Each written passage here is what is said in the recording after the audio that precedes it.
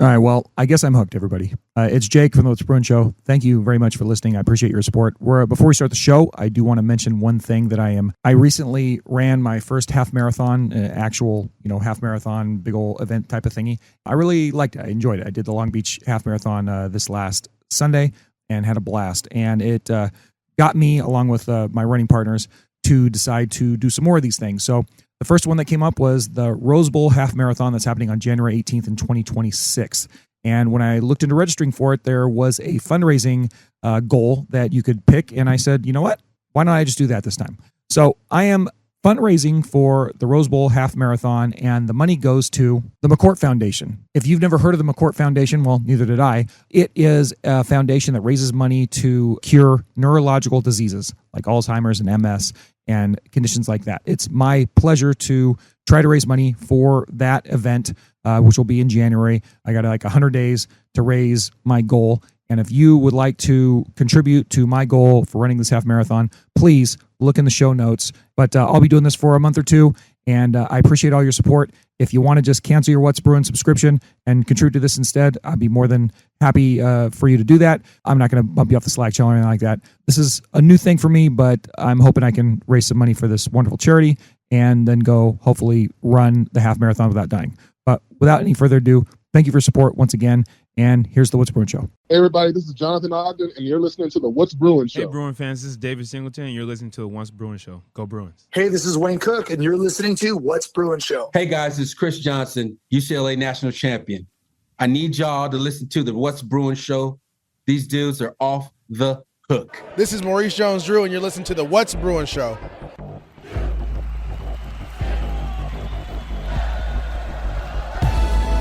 You're listening to the What's Bruin Show, part of the What's Bruin Show network, with your hosts, Jake Berryfield and Mike Regalado, and occasionally some friends, talking all things UCLA sports.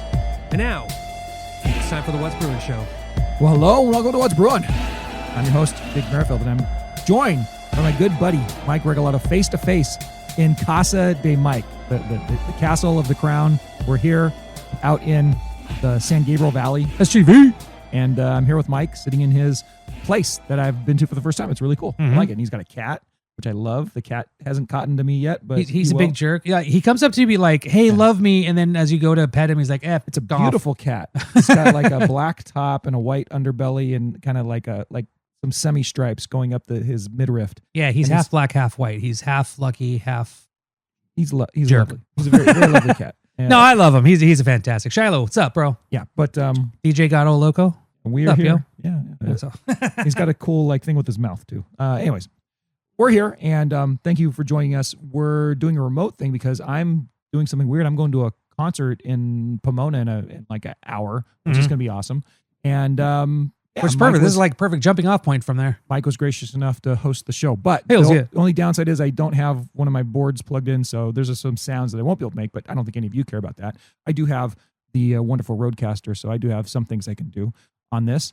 But it's the What's Bruin Show on the What's Bruin Show Network. Thank you for your support. We're going to do some calls in a minute, and then we're going to do some headlines, and then we're going to talk a little bit about the upcoming game against Maryland. Mike's going to talk a little bit what he thought about the last game where UCLA beat the holy hell out of Sparty, which I'm very satisfied about that. And my thoughts on that game are on the post game, which we published on Saturday. And that was a good 40 minutes of post game, the best post game you'll get for UCLA football, which I will promise to do in victories. If they lose a game this year, I mean, really, like I said, there's still no stake. So I'm not going to promise to do a post game show. What if it's a really good game? Well, I probably will. What if they lose to Ohio State by 2? I will. I'll do a post game. What I'm telling you is I'm not going to do a post game after Ohio State if they get beat 52-0, right? I'm not going to do a post game if they get beat like they did in New Mexico, where it's just some lifeless performance. Yeah, it's like we already fired all the coaches. We all saw what happened. Nothing to talk about. But honestly, Mike, we make fun of it, but I'd be more surprised. Right, this is blowing my mind to say it. It's absolutely blowing my mind. But I'd be more surprised if the Bruins showed up with a lifeless effort at this point than I would if they, lost a spirited game. Yeah. Which 3 weeks ago, I would have told you the rest of these games are going to be spiritless, and it's just a death march. And that's why we changed the show name, and that's why, I canceled the show, and Mike wouldn't let me completely cancel it. F you, Mike. But also, that's why I did actually cancel the post game until I'm a necromancer, uncancel. baby. I'm bringing stuff back from the dead. Yeah, until Podcasts, football programs. call us Rasputin, right? But until but that's my point. Like Mike, we're actually like seeing great effort from these guys, Yeah. and there's a lot to celebrate here. Even if they don't get all the wins we want them to get, I'm anticipating probably doing a post game after every game because I'm kind of bought into what they're doing right now, which is crazy to say. Record be damned. Who the hell knows what the record's going to be? But we're excited about how they've been playing the last couple of weeks. And I know you guys are too. So we're going to be talking about that. Of course, What's Bruin Show on the What's Bruin Show Network. Thank you for your support. whatsbruinshow@gmail.com is the email if you have anything to email. Nancy sent us a nice little email about like a breakdown of the Penn State game a week or two ago. I wasn't able to talk about it, but I was cool. Thank you very much for sending that, Nancy. And on the Patreon and the Substack, there's all links in the show notes. You want to go join those and send us your love and your $2. That's always nice. How much, Mike? How much? $2. Just $2 a month. Send What's Bruin Show into the future. And also, very importantly, the hotline. You guys have been blowing up the hotline lately. 805-399-4WBS. Sucker Rated Troy. And yeah, we're going to have some hotline calls today in a minute. But we really thank you for your support. And like I said, we had a record amount of hotline calls after the Penn State game. And now we had quite a few this last game too, including one of my good friends, the tall, handsome, slender Jason Rebel called in. So I can't wait to hear what he had to say because I haven't listened to it yet. So love you, Jason. But with that being said, I don't have my board that says bro, but Mike, it's the bro-affiliated headlines with Mike Regalado. So bro, what do you got? Well, thank God you also don't have your board, which says get to the chopper or Get to the we chopper! We don't talk about basketball because I'm going to be talking about basketball. Oh, God damn it. Just really quickly. Why, Jake? Because men's basketball starts on Friday People with are an sending me exhibition podcasts and shit. at San Diego State. It's starting. It's only an exhibition. It's okay. But it's starting talk about November 2nd. Guess how much Women's. time I've devoted to thinking about UCLA college basketball of any sort? Very little. Less than zero. Like less than zero. Anyways, go ahead, Mike. It's starting. Yeah, just really quickly, because the seasons are upon us, and November is one hell of a stupid month with the crossover of both football and basketball. That's correct. We're going to have more news, but just in the last 2 days, it came out that the men's basketball team was ranked 12th in the preseason AP poll, which says a lot for this team. But at the same time, it's not surprising. A lot of people are expecting UCLA to do very well this season, especially with the addition of guys like Donovan Dent, Xavier Booker. So this is going to be a very exciting season. As far as the women's basketball So we team, hope. I think this is a bit low, Jake. They're ranked 3rd in the AP preseason poll. Bummer, man. And Bummer. Hold on. no. I got no, not that. I got some for that. Where is it? It's horrible. It's horrible. You had a chance to do something awesome, AP, and you failed. Well, probably Why not should because they be ranked above number 3, Mike? no, it's UConn. You know, it's UConn's first and South Carolina's second, and both of those got first place votes, with obviously UConn getting the majority of the votes. But still, 3rd place. Like, we don't get this very often, at least before like the last 2-3 years. So this is pretty impressive. It is weird though that I am going, oh, wait, they got ranked 3rd. What is this bull crap? That shows totally. how much I believe in this team and how much a lot of Bruin fans believe in this team. I think 3rd's so. fine, dude. And they can draft the whole season all the way to number 1. It's fine. That'll be fine. Let's just be happy. They'll claw their way to the top. So those are the headlines. I wanted to make it quick.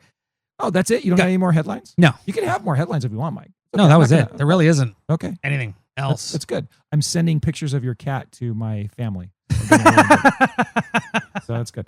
Hi. Yeah, he's a cool cat. Now he's playing it up. Yeah. You know what is he's really weird? hamming it up now. Oh, yeah. You know, we were going to put as the show photo, but he's posing right now. So I know this might end up being it. Mike's got this. So for those of you that don't know, Mike and I met at UCLA as students. We met at the ASUCLA bookstore in the northeast part of campus. Yeah. Louval, the law Louvel bookstore. Commons. Under Louvel LVC. Commons in the basement. And so, you know, we have a lot of memorabilia from back in those days. We both do. I have a cool, like, Rose Bowl headquarters sign from the last time the goddamn UCLA Bruins made the Rose Bowl game. That was years ago. Horrible defeat to those stupid Wisconsin Badgers. F you, Wisconsin. Screw you, Ron Dane. Yeah. Oh, God. Big jerk. Don't remind me. Anyways, that's one of the coolest things I have from those days. And I vowed at some point I'll be able to use it again. I hope. Anyways, Mike's got this big, like, it's an emergency. It's basically my living room table, basically, and it's I'm knocking on it right now. It's like a big storage box. Yeah, and it's meant for first aid supplies. But now on a mass, like for like a big event. Exactly. If a tornado touched down in Westwood, but instead, Mike had, they gave this to you basically. They said, anybody want this? Yeah, so it was something about the items in there, whether they're used or not, they have an expiration date, and it just so happens that, and it's funny because the new box that they brought in was plastic and lighter and just more aesthetically pleasing. Sure. So they're literally throwing this big metal box away in the back of Louvel. I'm like, what's happening over there, man? Yeah, exactly. They're like, oh yeah, we're done with it. We don't need it. I'm like, so can I have it? And they're like, sure. Okay. I had a small ass. Totally something I would do. I had a small ass Nissan Sentra at the time. I wrestled this thing into there, made sure it closed. Yeah, and I've had it ever since. God, what was that? That was 90s, late 90s. Damn, almost 30 years I've had this. And you know what? It basically is a treasure box because as I showed you, Jake, what is in there? It's filled to the brim with all my freaking Star Wars toys, which my son still plays with and damages, and it's awesome and it's pretty cool. But yeah. It's in use, which is wonderful. Oh, dude, totally in use. Yeah, and the fact, like, I always thought too, this would be a good living room table. Yeah. It has been. Absolutely, it has been. Is a living so room table cool. right now, and I love it. It's absolutely. And when fantastic. I need to, when family, friends, have little get together, I throw a blanket or a tablecloth over it to make it look nice. But yeah, this is a full on.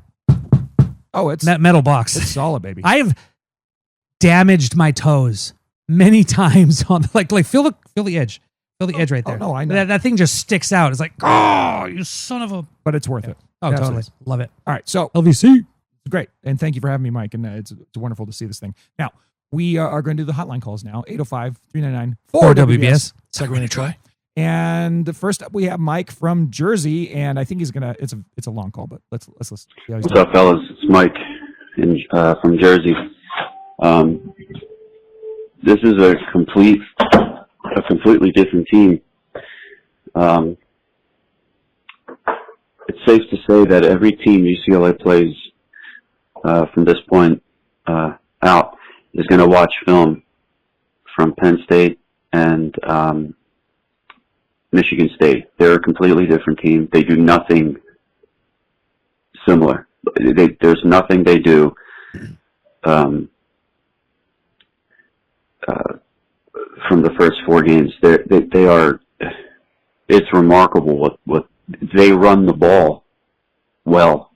They just got to clean up the penalties. They got to clean up the penalties. I really hope that when we look back at this year and we see this team turn it around, we don't look back at that Northwestern game and be like, man, I wish we could have that game back. I'm at a loss. These kids deserve a lot of credit, a lot of praise. The defensive coordinator, Jerry, Skip,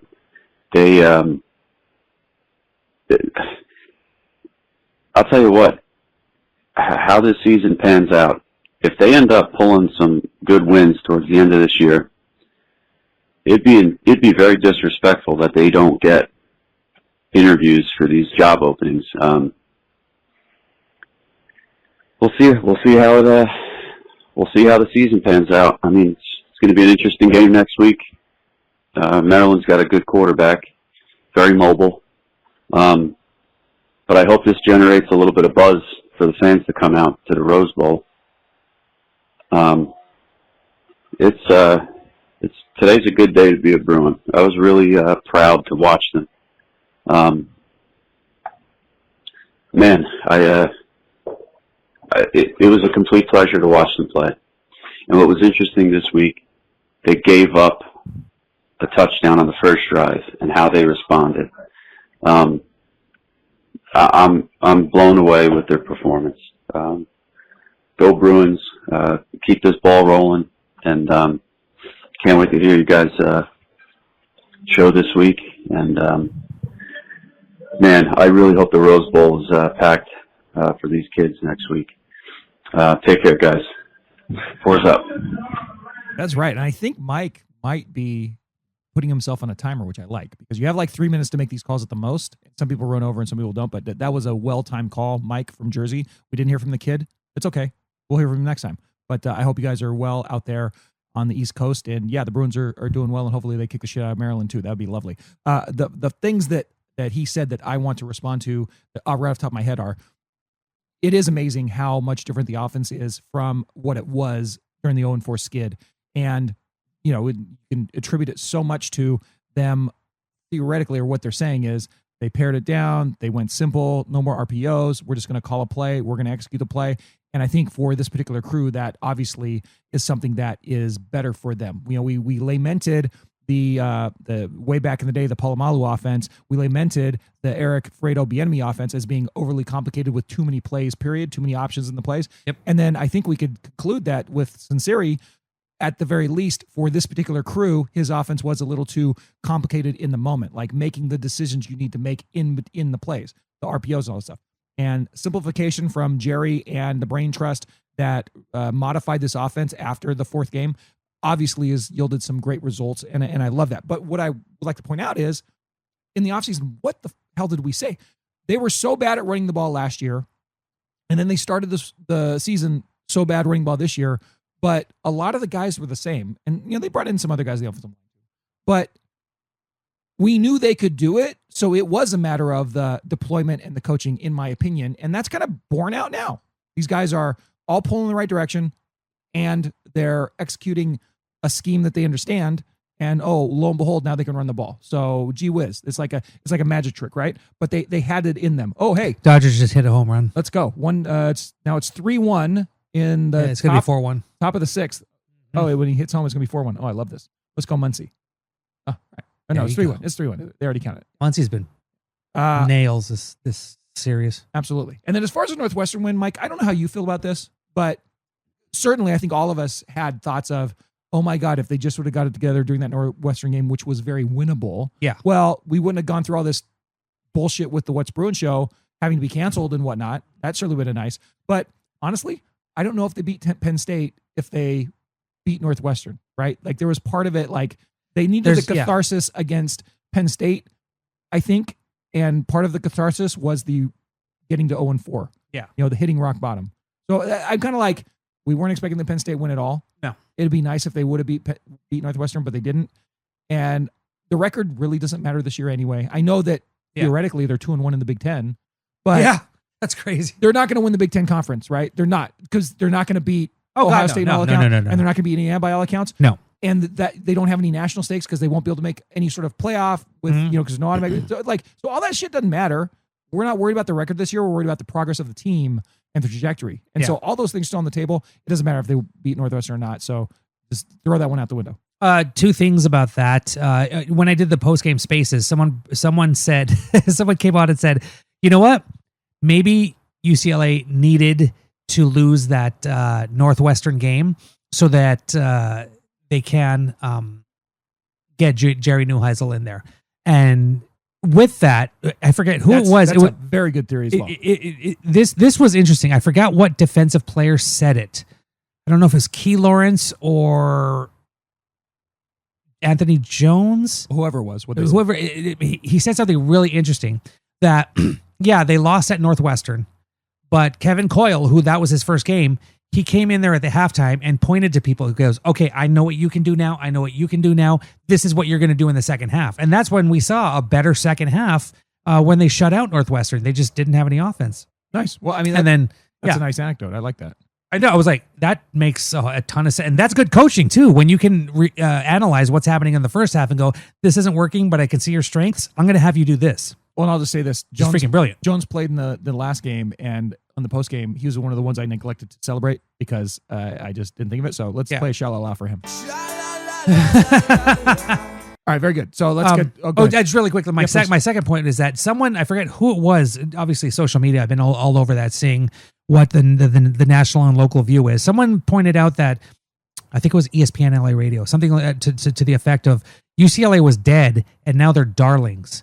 That just shows you not just the fact that there's this turnaround, but it's such a impressive turnaround, especially considering all the parts were there. The only thing that has changed are the coaches. It's insane. So, and this is another point I saw on social media. What the hell were they doing? Akeka Malloy, Deshaun Foster, Tino Sinceri. And I'm not hating on them. I feel bad for them losing their jobs or parting ways. And I'm sure that they're going to get other jobs, which still pay more than my job, but still. Absolutely. But seriously, what is this turnaround? It definitely has to be a combination of the coaches that have stepped up, as well as Mr. Nolan Mazzoni, who's back in Westwood. And the player is probably going, you know what? Let's just do this. Let's go ball out. Like this has such a Major League, the movie vibe to me. You know, this kind of like roster that was, I don't want to say thrown together. It was actually put together pretty well. But just coaching was just not there. So, it also kind of has like an unnecessary roughness vibe. You couldn't Scott write this Bakula shit, right? Nobody would believe it. Oh, Right. we still got to figure out how to do that script, Jake. Well, we don't have to yet. What did we say we were? If they Yeah, had a bowl game? Yeah, so exactly. We're not there yet. We're not there no. yet. And all I'll say is, before the season started, too, like something that we said, Mike, was they have all these new people in. It's a completely different team than it was last year. Yeah. So Deshaun Foster had these guys bought in last year. But guess what? It's a totally different group of guys this year. Yeah. You know, it was like so many changes. Like what was the turnover on the roster? It was like out of 80 guys, it was like 40 or something like that. It was a lot. Yeah. Whatever it was a lot. And so last year, I think we all respected the fact that Foster, as bad as the offense was, Malloy got the defense playing pretty good by the end of the year. They had a lot of talent, but they got them playing pretty good. And Foster had these guys playing hard in every single game. I think we all would acknowledge that, even though the record was only 5-7. And that's something we were celebrating. Like, oh, look, he can get him motivated.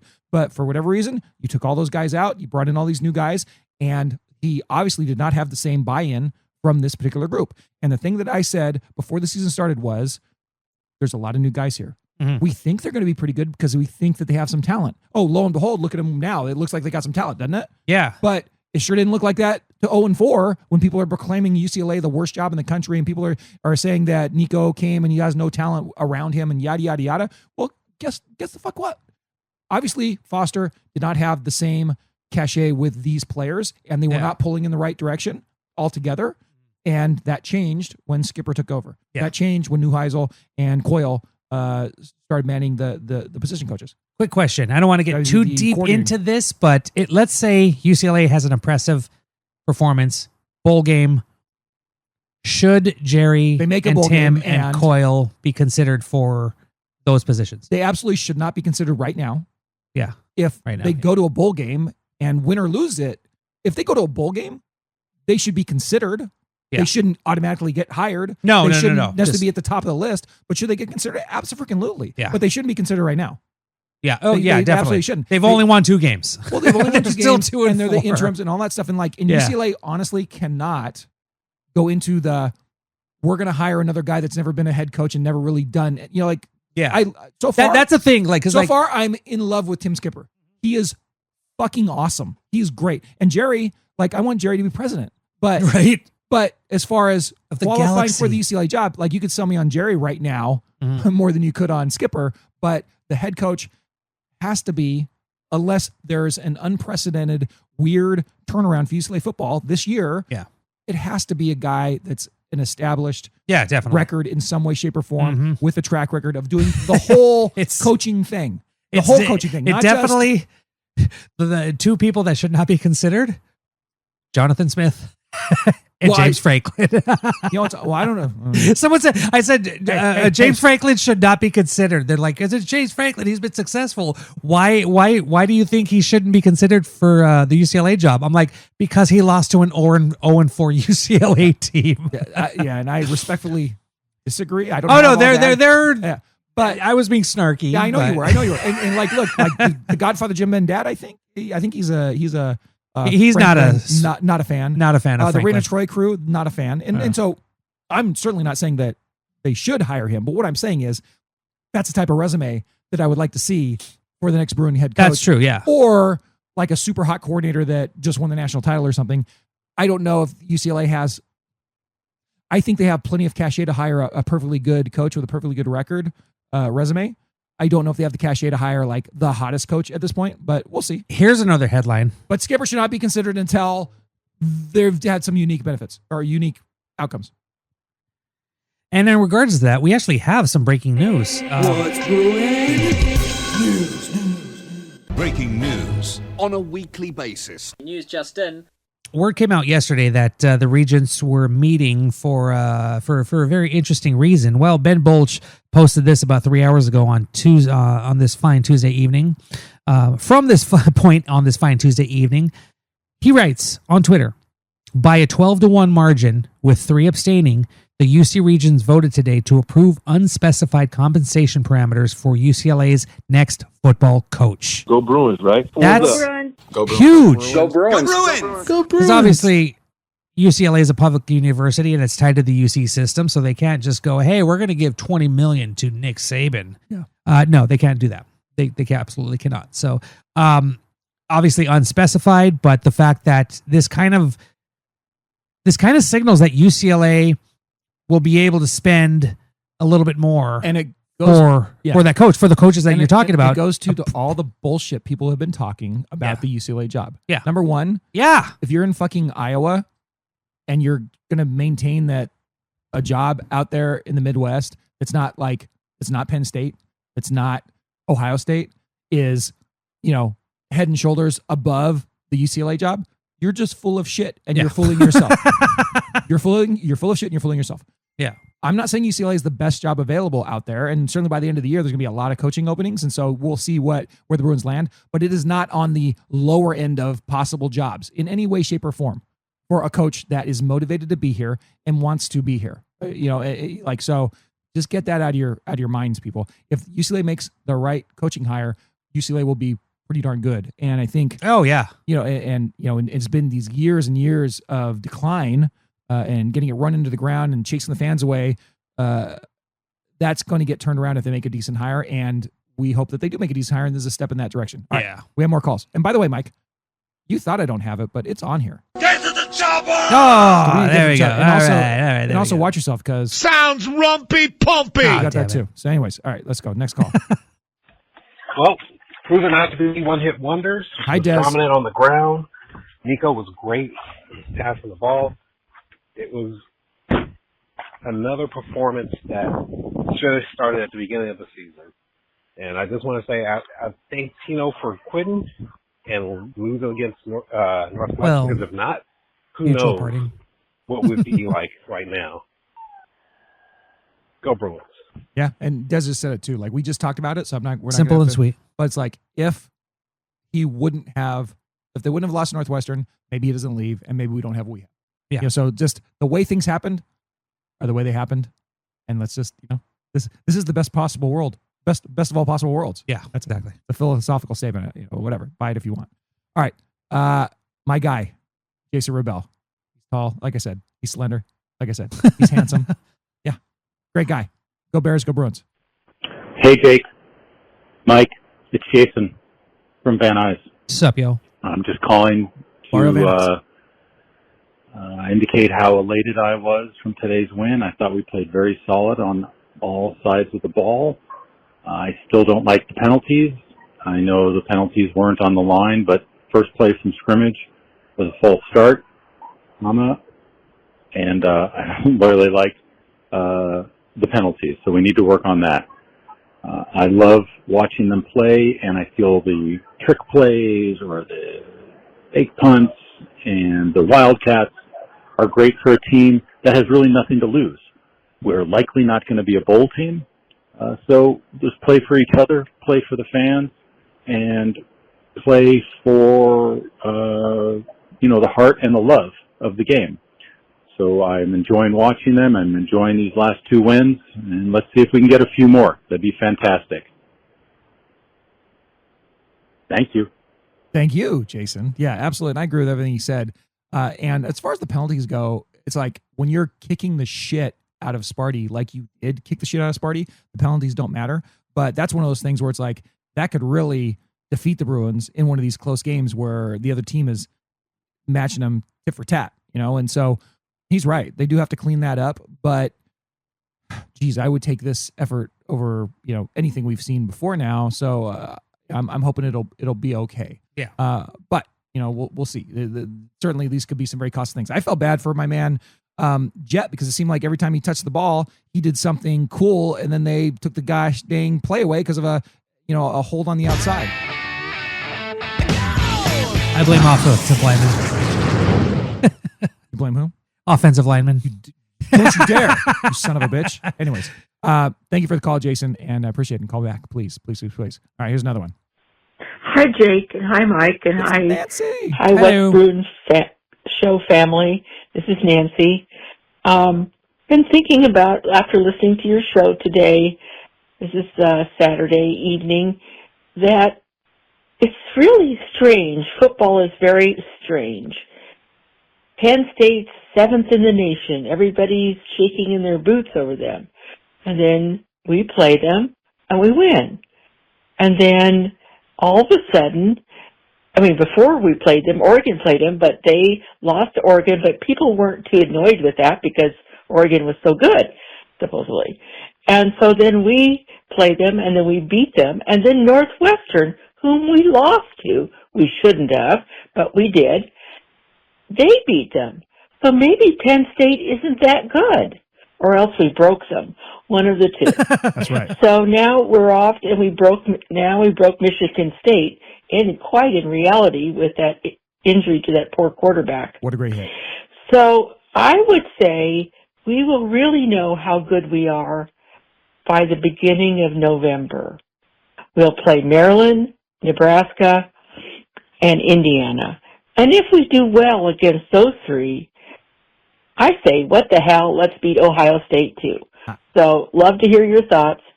Bye, guys, and go Bruins. Thank you, Nancy, very much. And she's channeling a little Des there by that, Ohio State thing. That's assuming that they play well against Indiana and all that. But I couldn't agree more with Nancy that we're really going to know a lot more about them the more data points we get, number one. Yeah. And at least 2 out of the 3 data points coming up, the Maryland and the Nebraska game really are kind of, it's hard to believe we're saying this after knowing for a start, but those are really measuring stick games for this team. Yeah. No one's expecting them to beat Indiana at Indiana. No one's expecting them to beat Ohio State at Ohio State. But the way this team has played the last 2 weeks, absolutely you could see them beating Maryland and beating Nebraska, and that would put them in really good shape. I have the numbers, Jake. Oh, please. I compared the first 4 games to the last 2. Now, I have several categories. I'm not going to do all of them, but scoring. Pick a couple. The first 4, 14.3 points. The last 2, 40 points. Go Bruins, Insane. right? 4's up. The defense, which hasn't been getting a lot of love, is getting love right now because they allowed 31.3 in the first 4, only 25 in the last 2. Bruins. Go Bruins. Total yards. UCLA put up 321 first 4, 426 in the last 2. He's just a baller, man. Straight baller. Defense allowed 401 yards, only 305 in the last 2. Just a baller, man. No, it's great. And just the last one, I love this one. UCLA only had 124 rushing yards in the first 4. 253, Jake. Oh, it's fantastic. And the best thing about that, especially in the last game, was that Nico was not the main guy. You had a slew of running backs who did their job collectively as a unit and just ran all over the place. It was amazing. Absolutely great. Freaking amazing. And the other thing I'll say about what Nancy was saying, right, is that, they maybe could have beat Northwestern, but they didn't. And then they broke Penn State, and then they broke Michigan State, it looks like. And it's funny because we can really point to that. And it's kind of a fun thing about this weird season. But college football, this is where she started, was it's a dumb sport. It's absolutely just insane. It's awesome. The swings. And Mike, you made the point before to be like, look at where we were at 0-4 and look where we are now, just like 15 days apart or whatever. Yeah. With this coaching change and all that stuff. And, look at how everything's happened. Look at Penn State. I mean, it's so insane. 2 weeks ago, James Franklin was the dean of Big Ten coaches, the coach that was probably the odds-on favorite to go to the national title game and win. Yeah, the guy that I brought picked his them. entire team back. So did I. I thought they were supposed to be amazingly good. And 2 weeks later, he's fired. He's That's gone. It's nuts. insane. That's such. It's. I mean, like we're really excited about UCLA's turnaround within the season, but I can't conceive of a more drastic turnaround than Penn State had in a bad way. And so, right, that's a good point. That's a really good. It's unprecedented, and it goes along to Nancy's point that college football is just wacky. It's a dumb sport. Love it. It's a stupid dumb sport. Stupid. And that's why we love it. You know, and it's funny too, Mike, because Mike's cat is trying to do a Christmas vacation and eat an electrical wire and fry himself. But we'll see how that goes. Anyways, Mike. Yes, I do have a Christmas tree up because it's got a ghost on top of it, but it's the holiday ghost. Me and the kids had a deal. Yeah, just careful with the cords because that thing might come and plug. Yeah, no, he's fine. Oh, he might be pulling. He'll be fine. No, he's good. He's good. He's a big jerk. He loves Anyways. getting into shenanigans. I love cats. Okay, anyways. Okay, hi. It's a dumb sport, but it's funny. It occurs to me, Mike, that college football used to be dumb because we never knew who number one was. We had these stupid split titles. Right. The top teams never played each other at the end of the season. And if they did during the middle of the season, it was just kind of happenstance. The And BC sucked. It was a completely dumb sport back then. And now it's completely dumb for entirely different reasons, right? But it's still completely dumb and just insane. And it's college football. And hopefully, even if the regionality kind of gets sucked out of it with all these conference changes a little bit, the weirdness of football fans will never go away, and the weirdness of college football fans will never go away. Some of the stuff you see posted on the message boards and all that stuff, that's never going away. So we can enjoy that. All right, next call. Hey, what's Bruin Show? It's Mike. Oh, still there somewhere. Wow. Oh, that's loud. 2 in a row. The Bruins are 2-4. I didn't get a chance to watch today's game in depth. My family ended up going out to a pumpkin patch out in Yucaipa. This is Mike in Santa Clarita, by the way, and good. I'm glad they went to the pumpkin patch. Which is a long way from Santa Maria, about 2 hours. Damn right. So I streamed it on the way out there, and that was a fun experience. But what was most fun was I kept on saying, what is this team? What is this team? And my wife just stopped me about halfway through there. She goes, why do you keep saying that? Now, she's a football fan, and, by law of transfer, she is a Bruin fan. And, good job. And she's been through it thick and thin with the Bruins. And I just had to explain to her that the first 4 weeks were arguably the worst football that I've ever seen in my entire life being played. But these last 2 weeks, it's like a completely different team. So that's why, to my wonderful wife, Carly, I will say, let's go, Carly. What is this team? And you know what? This team is a lot of fun. This team is doing a lot of really fun things, and I'm just going to enjoy it. It looked like Berger went off. Looked like offense and Jerry did a lot of good work. Defense, hey, they're holding their own too. So, yeah, 2-4. I'm just going to enjoy it. And Maryland comes to the Rose Bowl next week. If I can encourage all of What's Bruin fandom and the listeners, make your way out to a game. It's a lot of fun. It's a 4 p.m. kickoff in Pasadena. Go enjoy the day, and go support the Bruins. We've only got a handful of games left this season at home. So anyway, fun time, fun game, and let's keep the good times going. All right, thanks for What's Bruin Show. Talk to you later. Bye. Oh, thank you very much. And that's actually the second person who's talked about trying to get people out to the Rose Bowl, Mike.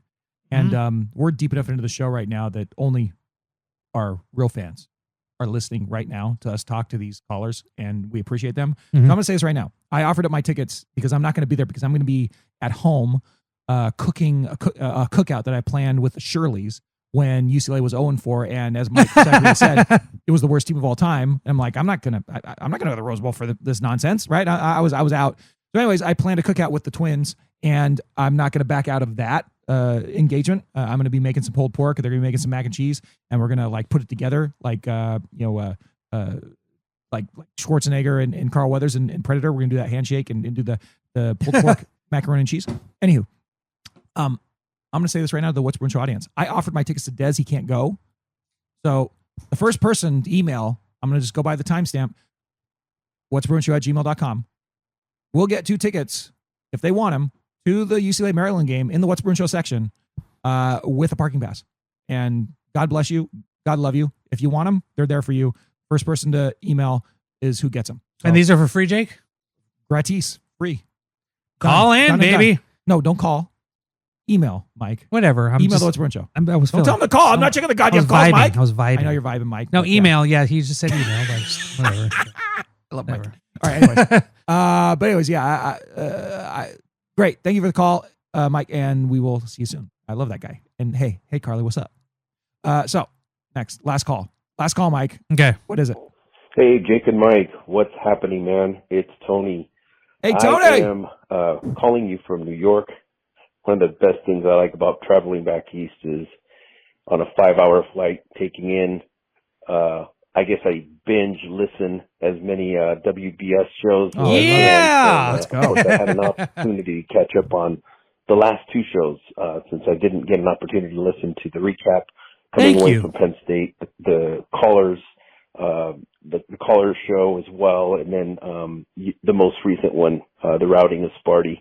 Thank you. Anyhow, the reason I'm calling is having that perspective. I have a question for you, Jake. You know, the question is like, how does the narrative change in your eyes in seeing the fact that, you know, we seemingly handled Penn State pretty well. Oh, I love this question. And, you know, bounced back at every chance they had to come back at us. We had an answer for them and made us look really good.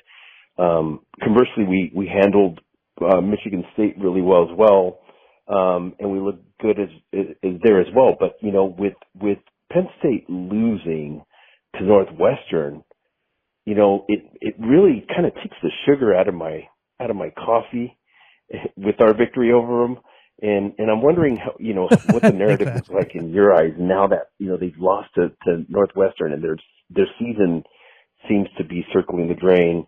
Not sure, you know, how it feels to you, but for me, it certainly doesn't feel great. But I'll sit back and listen for your guys' comments, and I look forward to seeing you guys at the Rose Bowl for the upcoming game against Maryland. Thank you. Go Bruins, guys. See you. Thank you, Tony, very much. And dude, I absolutely thought about what he's asking, because there was a little bit of me that when I heard Northwestern won and that news was delivered to us from the Godfather Jim Bendat and Maryland, we love you. And so what my immediate visceral reaction was, oh shit, you know, that kind of takes the shine off of our win against Penn State. And I absolutely felt that, Tony. I did. Yeah. But upon further reflection, like, to me, if UCLA goes out there and they don't kick the living shit out of Sparty like they did, then I think that you could really, you know, feel like the shine of the Penn State victory does come off a little bit. But the fact that they did go out there and they had that game against Michigan State, and that makes it not matter to me at all, because guess what? They did beat Penn State, who was a top 10 team. You can't take that off the board. Yeah. And what Nancy's saying about how Penn State was basically broken by us, you could make that argument very easily. I know Drew Aller played the game against Northwestern, and he didn't go out until the end, but UCLA took the starch out of Penn State. Yeah. They were still a top 10 team that went to Oregon. You know, they were in overtime against Oregon. I know Oregon Those are lost two or good whatever. teams that went into overtime. That was a really good game. Yeah, and if I just look, the way I look at it, Tony, is there's no goddamn way Northwestern beats Penn State if UCLA doesn't demoralize them and take it out of them first. Yeah. And that's where we're going to be. If they beat Penn State and then they lose to Sparty and then Northwestern beats Penn State, then you're like, it was all a mirage. But that's not what happened. What happened was UCLA took it to Penn State. That score was close. They had to hold on at the end, but they dominated Penn State. And then they dominated Sparty on the freaking road. And just look at that and enjoy that. And let's just let it ride right there. The other part of it that actually I think works out better for UCLA is a lot of people I think have the same kind of impression that Tony's coming with, is that, well, Penn State maybe wasn't that good or whatever.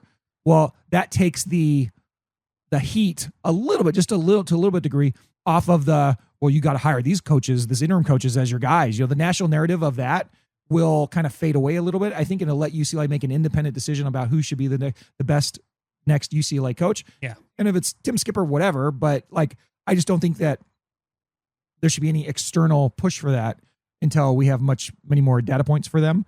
And I don't know if that's a really definitely. real thing. This is only off of 2. But if I just 3 for how the 10, generic but- national media works, right? Yes, exactly. If UCLA gets the top 10 win against Penn State continues to be good. They beat Michigan State. Let's say they beat Maryland. Let's say they go 4-1 in the next 5 games, whatever. I guarantee you there's going to be a lot of national media guys going, there's still probably going to be, but there maybe to a lesser degree, there's going to be guys going out there, Tim Skipper really should be the coach. And it's like, I don't want that noise yet. Like, I don't want to think about that until we have a finished product here. But anyways, that's my thought on it, Tony. I don't think you should let it take your joy of that top 10 victory by the Bruins. Not just the biggest upset in school history by the Bruins, right? Away from you. Mm-hmm. The only thing I would say is maybe you let it drop it back down below 13-9 in your heart, whether it was there or not, I don't know. But it's still a top 10 victory that counts for the Bruins. Oh yeah. And let's just live on that. Right? Sound good? Mm-hmm. All right. So Mikey, I did my post-game show, so I said everything I wanted to say about UCLA kicking the shit out of Sparty, but you haven't said shit about it, so I want to give you the opportunity. So let's do a game of what?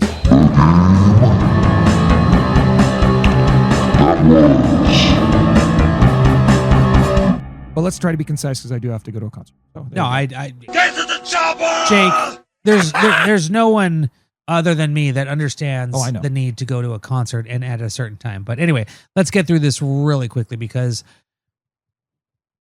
as I said last week after the Penn State game, this is what we kind of saw in fall camp. And I couldn't see them just the way that they played against Penn State. This didn't seem like some one-off. This definitely was not a one-hit wonder. And I was expecting UCLA to be competitive in this game. And obviously both of you and I had picked UCLA to win this game. I think we both picked them to win this game about 3 or 4 points. I can't remember what we said exactly. That was nuts, dude. It was a hopeful. It was crazy. And we weren't convinced. We were hopeful. No, exactly. I wasn't expecting that. What happened? Yeah. That just happened. And it was crazy because, talking about the whole starting fast and, the Michigan State scores first. And to have UCLA convincingly in different facets, run game, pass game. We're going to bring in defensive lineman CLA Tapaki to block for this guy to get some more yardage. A fake punt, another direct snap. Tacey Berger going off for a hat trick. Oh, wow. Did so not imagine this. UCLA goes on after Michigan State. This is a tasty burger. Starts off 7-0. Just rattles off 38 straight points. Insane. At Michigan State, at their homecoming, taking Jonathan Smith out of contention for the UCLA job. Go Bruins! Just absolutely, this was a baller move by Absolutely. Everybody. And he's just a baller, man. This not only confirmed the fact that, yes, this team has talent, but the fact that they're kind of a force to reckon with. It's weird. They kind of are right now. It's totally weird. It's very bizarre, especially considering I love that one saying, going from dead to darlings. Yeah, it's like cool. This is totally like a whole zombie situation. Josh Lewin. They have resurrected themselves from the dead. Yeah, I know. What did Josh Lewin say? From a funeral to a fiesta? Yeah, something like that. It is just so, like, people have asked me, well, what are your thoughts on this? I'm like, I don't know. It's so weird. I've never seen anything like this. But, at the very least, good for the players. And, Tim Skipper called it. He said, when people were asking after that fourth game if anybody was going to redshirt or transfer, and then you hear the stories that Nico Iamaleava, that's how you pronounce it, especially fast. I like to say my quarterbacks' names properly. Don't get just everything about it is just. What I was going to say about him, telling people, hey, we got a job to do. If you're going to transfer, go now. But we got a job to do.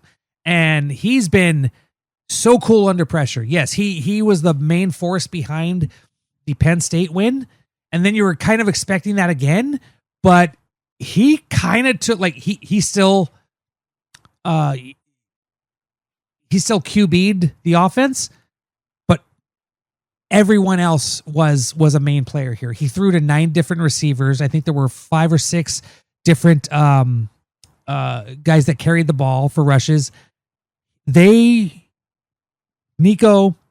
Noel Mazzoni, Jerry Neuheisel put together a brilliant scheme and just took Michigan State out of this and kind of exposed Michigan State for who they are. But now you're going forward. You're taking on Maryland, a different beast. Maryland is actually a really good defensive team.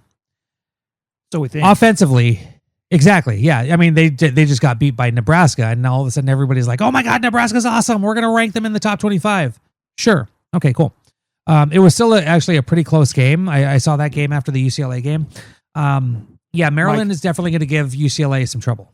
Yeah, but Mike, we're in the game that was. No, I know. That's why I'm just previewing. It's just okay. Well, don't do that. It's just yet. Weird as that Mike. all links together. Oh, yeah, I know, but you got to snip it. No, but I was just trying to bring it back to say that part of my point is yes. Okay, you're not a one-hit wonder. You prove that you can go out and win a second game with the same effort, and they did. They blew out Michigan State. That was great. If they do that to Maryland, that's going to be awesome, catapulting them. And this is where I'm going. We do have the luxury of looking forward. We probably shouldn't, but we don't have to be but like for the that players game, taking it one day at a time. Exactly. No, we can talk about whatever because the next game is at Indiana, which is crazy because some people are like, oh, UCLA, they'll make it competitive. Dude, I don't know. Indiana looks like a freaking that's a baller team. Buzzsaw. That's kind of coming out of nowhere. They smacked Oregon at home a week after. Was it a week? Yeah, after Oregon went to Penn State and smacked them around, and Cocaine Dan Lanning. Did you see that video? I'll show it to you after. He was like, "Whoa, yeah, this guy's on something." It was just a really funny video. And then to host, yes, one of the biggest games in Indiana. Indiana just proved that Cignetti is not a fluke. Yeah, he's a force to be reckoned with, and that's going to be an awesome game. Absolutely. Okay, so look, do you have anything else to say about Sparty before we move on? No, just that that was a very well called, well coached, well executed game. Just a whole game plan was just fantastic. It was more of what we saw in Penn State with more tweaks involved. It was just brilliant. I thought it was amazing. Yeah, me too. I loved it. I loved the little tweaks to the scheme and all that stuff, and then all the coaching decisions were great. The only qualms we have is the penalties, and let's move on from that. It's the game that will be. It's the game that will be, yo. It's the game that will be. So UCLA is taking on Maryland this week at the Rose Bowl, 4 p.m. Fox Sports 1. Okay. UCLA comes into this game, and by the way, here's the trivia real quick. Now it's time for Jake's Trivia, brought to you by Jake, bringing you all the coolest trivia of UCLA football's opponent for this coming week. And now, Jake. I'm gonna tell you right now, there's a total cop-out on trivia. Mike? Yeah. Why are UCLA and Maryland mirror images of each other this season? Because... Or at this point of the season, right now, why are they mirror images of each other right now? Right now. I don't know. Mike, Maryland comes into this game at 4-2. Yeah. UCLA comes to this game at 2-4. Uh-huh. Mike, Maryland comes into this game 1-2 in the Big Ten. UCLA comes in this game 2-1 in the Big Ten. It's gonna break right now, but they're mirror images of each other. Oh, I right say now. mirror Isn't that okay. wacky? I was like mirror image. I was like, yeah, they're flipped, right? They're reversed. Anyways, that's the lame trivia. God bless you. It's a season where they start 0-4. Don't get on me. Don't hate me, bro. Anyways, this game, as of right now, when I looked at this after the post game on Saturday, I want to say ESPN Win Predictor had UCLA still at like 36% or something. Mike, where do you think it is now? As of yesterday, it was 48.8%. 49.8%. Yeah. So it's basically a coin flip in the eyes, which is of crazy UCLA football. because UCLA is a 3.5 favorite. But that's exactly what that is, because what do you get for being the home team, Mike? 3 points. Yeah. So that's exactly. about where it is. But Yeah. what my point being is, who would have thunk a month ago, right? Yeah. And by the way, would anybody be surprised right now if UCLA wins, anybody across the country, I mean, would anybody be surprised if UCLA wins this game against Maryland now? No. And would you have been surprised 2 weeks ago? Absolutely. Oh, right? yeah. It didn't let you beat anybody. So it's just, I mean, why? this is preseason. This is one of the games where we're like, oh yeah, UCLA could beat them. We were like, they probably should. 3 games ago, we were like, oh, But it they're shows going to the get roller coaster. Yeah, exactly. We're way up here, Uh-huh. and then we're way down there, and Uh-huh. now we're kind of up there again. Which is Can we nice. just be balanced? I'm a Libra. Can we just have balance? I'm right there with you. As a Virgo Libra cusp man, all I seek in life is balance. Anyways, You love balance. I love balance. Oh, you see what I did there? I Virgo Libra. Oh, yeah, You yeah. love balance. I love it. I love it, Mike. Thank you. We are. Coin flippy. All right, game's coin flip. It's at the Rose Bowl. It's at 4:00. If you emailed the What's Bruin Show and you were first, you get free tickets. Good on you. And Mike, I'm just telling you, like, my first impression of this is that the Maryland Terrapins are just like Michigan State in that Michigan State started 3-0 against garbage ass competition. Yeah. And then they play Yeah. SC, get their ass kicked. Then they play Nebraska, get their ass kicked. And then they play UCLA and really get their ass kicked at home. Okay. Yeah. Maryland, they have a good defense. Yeah, they score 30 points a game and they only give up 16.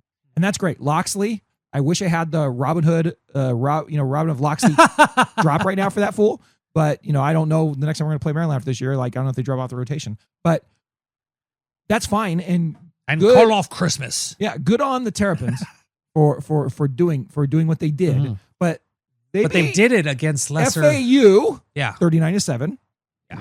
They beat Northern Illinois 20-9. Okay, there's your point differential right there. Like, that's literally, like they're doing good. And then they beat Towson 44-17. Yeah. So that's your non-con, and good on you. You beat them all handily. You beat teams you were supposed to. Well, and then you open up the Big Ten schedule against Wisconsin that we mentioned earlier, Which in the is show, last place. Wisconsin, who are In the 0-1 Big in the Big Ten. Ten. They're 2-2, Yeah. and they got killed by Alabama, lost to Maryland, lost to Michigan, and lost to Iowa. Now, look, that doesn't mean that Wisconsin isn't perfectly mediocre Big Ten team. It doesn't mean that they're terrible. But what I'm saying is that all the wins that Maryland has aren't necessarily of the impressive variety. No. And then they lose at home to Washington, and then they lose at home to Nebraska. So just like Michigan State, they don't have any real quality wins. Wisconsin, I would say, is in the almost quality win, I guess, just because they beat a Big Ten team. But you see what I'm saying, though, Mike? Yeah, but Wisconsin sucks. No, I know, but they don't suck. like they suck, but it's not like losing to New Mexico, losing to I guess I'm saying the wrong thing. Yeah, beating Wisconsin isn't like beating Towson. It's like beating Wisconsin is a more impressive victory. Yeah, definitely. Yes. That's the most I impressive get that. I get that. But it's not impressive. Like, I think we're saying the same thing. Yeah. But my point being is, I won't be surprised if Maryland comes into the Rose Bowl with their 30 points a game and their 15 points a game. Yeah. And plays a very spirited, close battle against UCLA, Mhm. and one of the teams, ekes out a victory. I wouldn't be surprised by that at all. It's a 3.5 point spread. If it's a close game, I won't be surprised. But I wouldn't be surprised, though, if UCLA came in there and they're still riding high and they're still playing well and they kick living shit out of Maryland. I wouldn't be surprised by that either. The only That's thing where I would was surpri- going, yeah. This is the crazy thing about the season is 2 weeks ago, I wouldn't have been able to conceive of either of those things. And I would have been least surprised by a DOA effort by the Bruins. Yeah. Now, to me, that's the least likely thing to happen is the Bruins come out and play lifeless and listless and they get their ass kicked. Yeah. Does that make sense? Oh, definitely. So I love that. I love that about this. Like, will I be surprised if they lose this game? Not necessarily. But I'd be. But that's the thing, I'd like- only be surprised if they get their ass kicked. Yeah, I put that out there that it's basically a 50-50 ESPN win predictor. But last week, ESPN predicted that UCLA had a 23.5% chance of beating Michigan State, and they went out and whomped them. Yeah. That's why I think, just from what I'm seeing, UCLA is just they're on a roll, and I think the core That's of why that they have butter on their pants. They're on a roll. They're on a roll. I like what That's you did old there. I like what Harry- you did there. It's old Harry Anderson. Terrible. Just the way that they're playing. Yeah. There's talent on this team. It was just mismanaged, apparently, in the first 4 games, and has been in the first 3 games. It's been righted in the last 3. Yeah, and let's be complimentary, or Yeah. let's just be gracious and just say, yes, they were not motivated properly. They were not pulling in the same direction. No. Whatever the faults were, right? Whatever. But so anyways, Mike, I don't know too much about this game other than like the most likely outcomes in my mind are. All you know is that you don't know nothing? Yeah, exactly. Exactly. As always. A rousing UCLA victory. Yeah, I have no idea what's going to happen in this game. A close UCLA victory. A close UCLA loss. Uh-huh. Are all the most likely events. And the thing that I'm not expecting, and the only thing I'll be disappointed by is a UCLA no-show, as in the UCLA no-shows of the first 3 games. Yes. You know, and I'm not going to count Northwestern as a no-show. That was on the road, and they kind of came back. The first 3 games were kind of no-shows to a degree.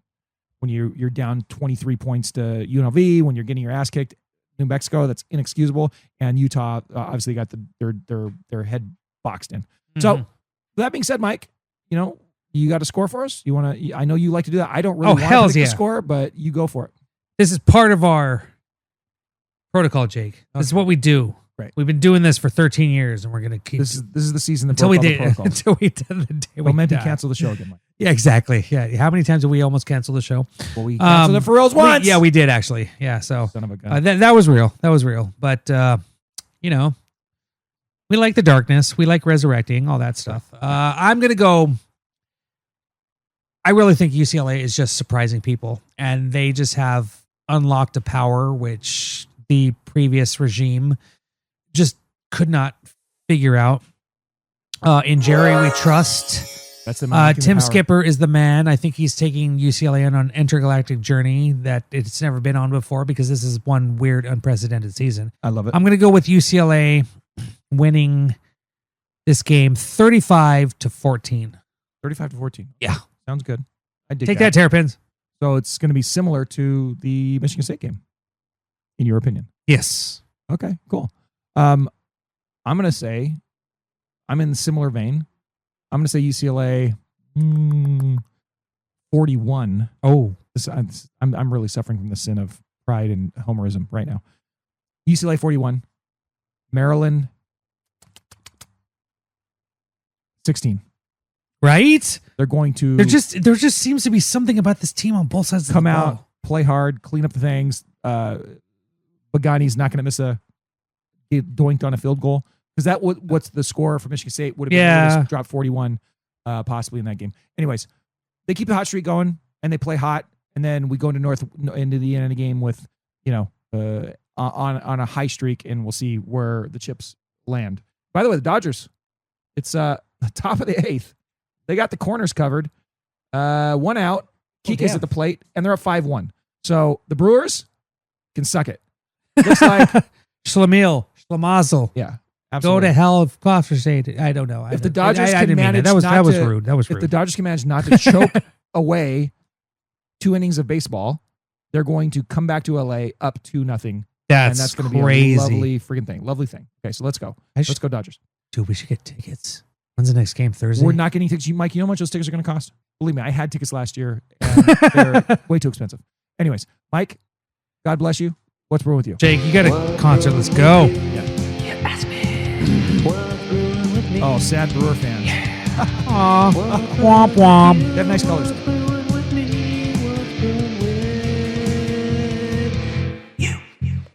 Get to the chopper! What do you got, Mike? What do I got? I am just deep into, football season, but I have to say, after this was great because the game was at 9 a.m. our time. We were done by 12:30. I did some spaces. I dig it. I had the rest of the weekend to myself. Yeah. Went to IKEA, bought some more furniture, making my new spot just like awesome. I've had old posters, which I'm like, what do I want to do? I don't want to throw them away.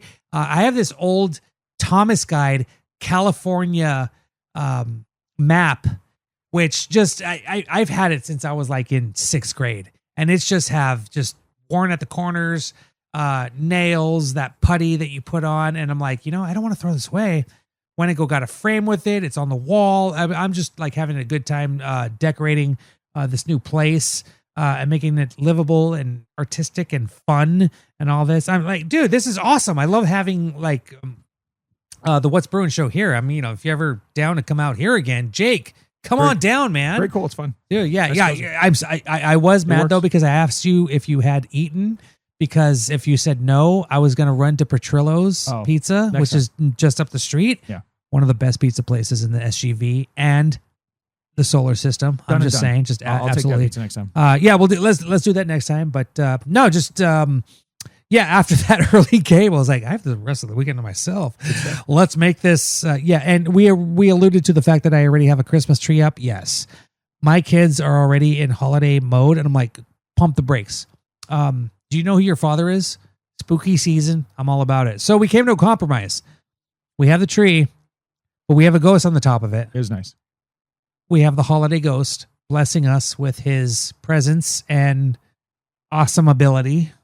And blessing you with a happy holiday, I guess. So, I totally did it. We still have 2 weeks to Halloween. I have my disco ball skull there. I just, clearly I'm a Halloween guy. I love Halloween. I know I'm an adult. I know many adults love Halloween. Enjoy yourselves. You should. Jake, what's brewing with you? All right. I have... Hurry up, you got a concert. I know. I have a What's Brewing I'll share maybe in a week or so that's a little on the more somber tone, but we're not going to get into that now. But my weekend was awesome as well, Mike. I watched the Bruins have that wonderful victory. And then on Saturday night, my kids, Mike, you'll love this. Molly drove up to Berkeley with Megan, and they went to the Greek Theater at Berkeley to see none other than effing Morrissey. And, yeah, and they had a good time. Did he complete the concert? Showed up, and apparently the concert went off without a hitch until the very last song after the encore is. Oh dear God! The encore is complete, and then some rabid fan that looks suspiciously like you jumped onto stage and tried to hump his leg, I guess 2 or 3 times, and they had to tackle him and beat him up and like pull him off the stage. And Morrissey just did like Megan said, I'm so thankful that he got through the last song, because as soon as the guy jumped on the stage and tried to go after him and security tackled him, Morrissey just like dropped the mic and walked off. Just didn't say shit. Like, I'm out. Yeah. Hey, I'm out. And so I thought, way to go, buddy. Thanks a lot. Yeah. Not me. Pretty funny. He wasn't here yet. But anyways, the guy had the good sense not to get up there until when he actually completes his concerts, he's a showman. And they had a blast. They that's my What's Brewing. Something else happened on Saturday that I'm trying to remember, but I can't remember, and I'm not going to remember right now. Yeah. But needless to say, I did see this band. Real quick sidebar. I saw this band Sextile, who's gothic dark wave. I love that name. I've heard of them on their recording. They're good, dark wave, gothy, industrial. But I saw them at the Novo. I haven't been to that was the funny thing. I went to the Novo, and that was the first time I've been there since the 2023 Pac-12 Media Day when we were there, the last Pac-12 Media Day in LA. And I was like, oh shit, I was sitting right there with watching Chip Kelly go. Anyway, that was fun. So I watched this band, just 2 people making so much noise. Like, it was like a rave. It was like a rave, and they're bouncing up and down. Like, the floor was bouncing up and down. I was like, oh my God, this is a great venue. We're going to die soon. But Sextile, really good live band. Absolutely amazing. I'm going to keep that in my mind. There's another band. They're a pretty popular band. They're an alt rock band, but it's a guy with a bass and a drum kit. There's like one guy with the drums and one guy with the bass, and the guy plays the bass like it's a guitar, and they're just so good. And I can't think of what. Death from Above? No. It's, gosh, I don't remember who it is, but I remember who it is. And I'm if I could sing the song, one natural one. No, it's much harder than that. But they're really good. Anyways, I'll try to remember it for the next time. But I love that band as well. And when you said two guys up there, a 2-man thing, I think when I think of 2-man groups like these guys, which I can't think of their name, I think I like the White Stripes. And I love those. I love those bands. Not the guys that do Strange Times, is it? Strange Times. No, much harder than that. Anyway, okay. Yeah, much harder than that. God. Anyways, Mike, this has been great. Jake, you gotta get out of here, bro. I know. I'm going to post this, instead of posting it tonight, Tuesday night like I normally do, I'm going to post this tomorrow in the morning on Wednesday morning early, like at 6 o'clock in the morning when I'm working out, because I'll just set up in the garage and do that. So get over it, Leo. You're going to have it no matter what. Yeah, hopefully Leo didn't wake up too early, but it'll be there by 6:15 probably, 6:20. So enjoy that, and until next time, let's hope the Bruins kick the shit out of Terrapins like they kick shit out of Sparty. Mm-hmm. And until next time, Mike, what do we say? Go Bruins. Good evening. Smoke 'em if you got 'em. That was the What's Bruin Show. Oh my God. Try us tomorrow. Same bat time, same bat channel. It's got to be in or out, Mom. In or out. Well, I need the door closed. Thank you for your cooperation. Dude, Rock, we play some ball on the West Coast. The final word is boob.